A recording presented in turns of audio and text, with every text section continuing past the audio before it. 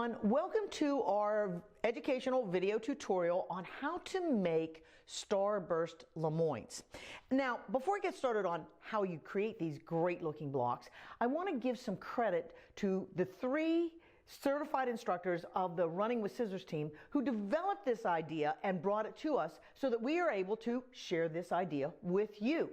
To be able to make these blocks, you're going to need to have the Rapid Fire Lemoyne Star tool. You're also going to need to have the Lemoyne Star technique sheet, and we're going to suggest that you be familiar with the tool and the basic set of instructions before you jump into this expanded version of a Lemoyne Star block. So you gather up that stuff and let's go ahead and get started. So when I look at a Starburst Lemoyne, you can see that it is indeed a Lemoyne Star block, but it has additional seams that go across each one of the diamonds, making it a little bit more fancy. Like all of our technique sheets, there are multiple size options given to you in the set of instructions. So your first decision is, what size do you want to make? I'm going to work with an 8-inch block here. Once I know what size I want to make, the chart will give me what size strips I need to cut for the diamonds and what size strips I need to cut for the background. And I need to use 2 3/4 inch strips of the green and the blue, and I'm going to need to use 3 3/4 inch strips for those background triangles for around the outside edges. So we're going to start with the diamond strips, and when you bring those to your cutting mat, what you want to make sure is that you have the strips facing right sides together on your cutting mat. What I'm going to do with my strip length is cut diamond pairs out of that length, and I need to cut those diamonds by first establishing a 45-degree angle at the one end. If you're right-handed, you're going to set up that 45-degree cut on the left-hand edge of the strip. If you happen to be left-handed, you'll start over here on the right-hand side of the strip.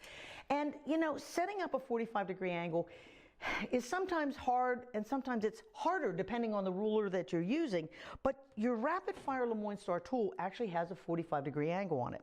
So by placing the edge of the tool or the broken stitching line that's on the tool on the far edge of the strip, it's really easy to take an additional regular ruler, snug that up against, remove the Lemoyne Star tool, and when I make that cut, just like that, I've got my 45-degree angle. Once I've got that first angle on my strip, the next thing is to cut diamonds that are the same size as the strip. 2 3/4 inch strip, so what I'm going to do is cut 2 3/4 inch diamonds. And when I do that, I can use a regular ruler. I use multiple lines. I'm looking at the 1, 2 3/4 inch mark on the edge. I also place a 45-degree line on the tool on the strip to keep things moving in the right direction. And I can cut my diamond pairs like this. I can also just use the back end of the Lemoyne Star tool. These are what I would use for fussy cut diamonds. Find the 2 3/4 inch size, the size of the strip, place those on the raw edges, the cut edges, and you can make your diamond cuts that way as well.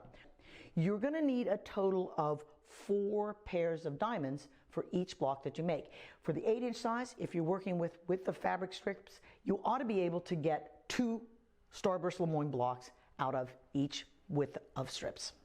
Now, once your diamond pairs are cut, don't separate them. Keep them so that they're still facing right sides together. But the next step in the process is going to be to mark a couple of stitching lines going across those diamond pairs. To do that, I like to use my quilter's magic wand and use that lasered line, place it on the outside points of those diamonds, and simply mark my 2 stitching lines. And I'm going to do that for all 4 pairs. Once I have them all marked, I'm going to come back and I'm going to stitch on both of those lines. And once they're stitched, I'm going to cut them apart and press those seams open.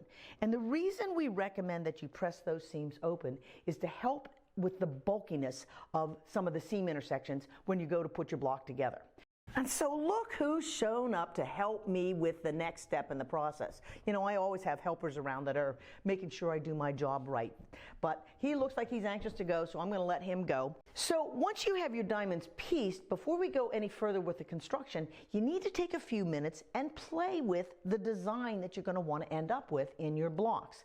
Now, one of the options is what you see here, where we have all the same color of diamond points in the center and all the same colored diamond points around the outside edges. One of the other options is to alternate those, to place the blue diamonds and the green diamonds in the center so that they go from blue to green and blue to green, also alternating the outside diamond points. And there are several other arrangements that you may decide that you want to create, but the reason you play is because the next step requires that you trim the outside points of the diamonds. And so you need to know what you're making. I'm going to stick with this alternating color scheme to make the block that you saw at the beginning. And so I know that I'm going to need to trim 4 of those diamond points that are green, and I'm going to need to trim 4 of those diamond points that are blue. So to make those trims on those diamond points, I'm going to add a temporary guideline onto my Rapid Fire Lemoyne Star tool. And I'm going to make that mark on the wrong side of the tool, the side of the tool that's covered with the Invisigrip, and I'm going to make the mark using a fine line Sharpie permanent marker. I want to make sure that none of the ink that I put on there is going to rub off on any of my fabric. And what I'm going to do is make the mark for the size project that I'm making. I'm working with an 8-inch Starburst Lemoyne. So I'm going to find that 8, and I'm going to follow that guideline, that sizing line of 8 down until it intersects with the seam line. That point there, the same point on the other side, the size guideline of 8 intersecting with the seam line that's on the tool, I'm going to take and connect those 2 dots from side to side. Now use a regular ruler when you do that. And the other thing you want to make sure to do is make sure that that line is nice and straight. So I use a regular ruler that I can line up one of the grid lines with that center line and make sure that I'm drawing that line nice and straight as I cross those dots. And that temporary guideline is what I'm going to use to trim the outside points of the diamonds for my project. So for my plan, remember, I need to trim 4 blue tips and I need to trim 4 green tips. And those are the tips that are going to be the outside of the star. To do the trimming, I'm going to be using that line that I placed on the tool, and I'm going to place that right on the seam line of the diamond. Now, if you're right-handed, you're going to want to tilt that diamond a little bit to the right so that when you make your cut, it's fairly easy to trim up to one side and down the other to give you that precision cut. If you happen to be left-handed, you're going to want to take the tip that you're trimming and tilt it to the left-hand side. You're going to place that same guideline on there. But when you do that, and I'm just basically centering it on the rest of the diamond, but you can make that comfortable cut for left-handed as well. When I do my trimming, one of the things that I make sure to do is I put my 4 diamonds that are trimmed the same together with a pin so that I remember which sides have been trimmed. So now that you have your diamond points trimmed and prepared and ready to go, the next step is to create the triangles that we'll use to create our A sections and our B sections for the Lemoyne Star. The chart had told me at the beginning to cut 3 3/4 inch strip of those background fabric, and I'm going to subcut that strip into 3 3/4 inch squares, and I'm going to create my triangles by cutting diagonally across those squares. But do not cut exactly from corner to corner. When I cut those squares, what I'm going to do is cut a smaller triangle and a larger triangle, and I do that by simply placing a 1/4 inch mark on the Lemoyne Star tool on the points and make my cut, and now I have a larger triangle and a smaller triangle to be able to create my A and B sections. So once you have your pieces prepared, you're going to want to lay them out to create the block that you had in your plan. With mine, because I'm doing alternating, I'm just laying all of my pinned trim points to create my A sections, and I'm using all my trimmed green points to create my B sections.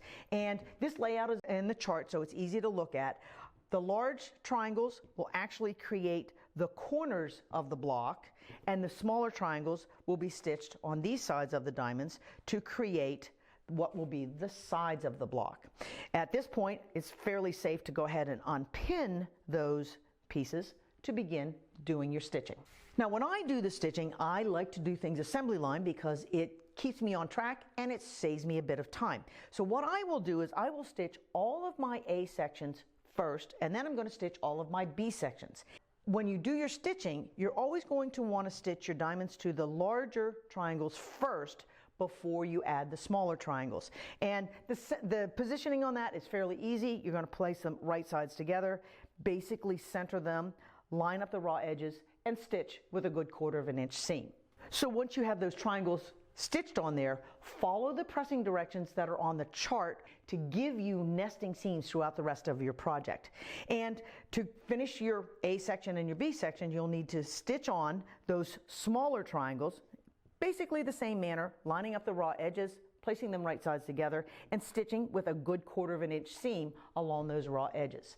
So once you've created your 4 A sections and your 4 B sections, don't forget to come back with that Lemoyne Star tool and trim these to the proper size for making your 8-inch Starburst project. Remember, if you're right-handed, you're going to take that oversized unit, place that diamond kind of in the upper right-hand corner so that you can then easily place those 8-inch guidelines on the outside point. And if you've done a good job of sewing, that temporary guideline should be on there as well, and I can easily go ahead and make my cut on that section. And of course I always start with right-handed, but if you're left-handed, instead of pointing your diamond to the right, you're going to want to point that to the left so that you can place those same guidelines, the size you're making, 8, and that temporary guideline on there for comfortable cutting left-handed. So we're almost at the finish line here. Once I lay my trimmed pieces out, I'm going to start to construct these into 1/4 sections. Place an A section on top of a B section, line up the raw edges, stitch along the diagonal to create square sections. And when I do that stitching, I want to use a good 1/4 inch seam, and I also like to press the units open at this point to help eliminate the bulk and these. Make 4 quadrants. Put 2 together and 2 together to create halves. Put the halves together to create the whole block. And remember, that whole block is still slightly oversized so that I can now place a trim down tool, and my favorite is the Tucker Trimmer 3, on top of the block and clean up those edges to create blocks that are exactly the right size, and all the points are going to be where they need to be. So there you have your Starburst Lemoyne process. It's a little bit challenging and a little bit time consuming, but the end results are so spectacular, it's worth the effort. If you don't have the tool, or if you need the technique sheet, visit your local quilt shop first. If they don't have it, come back to us and we'll get it out to you as soon as we can. And good luck with all your quilting projects. Till the next time, see you later.